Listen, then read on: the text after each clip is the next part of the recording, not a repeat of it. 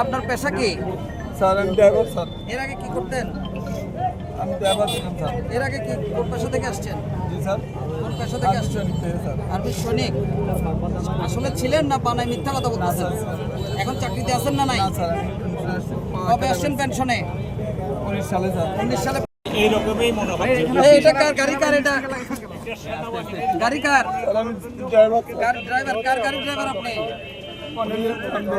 Colonel Irfan. সত্যি কথা বলেন, গাড়ি কার? কাউকে মিথ্যা ভাষাবেন না। গাড়ি কার? উনি কি জানেন সব? আমি জানি না। আচ্ছা শোনেন, আমি বলি, আপনার নাম কি? ওয়াহিদ হাসান।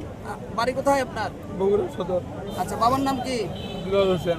হ্যাঁ, দিলওয়ার হোসেন। আজকে কোন জায়গা থেকে আসছেন আপনি এখানে? আমি স্যার ঢাকা থেকে আসছি। আচ্ছা, যাওয়ার সময় মোটরসাইকেল অ্যাক্সিডেন্ট করে মানুষ মারছেন কেন?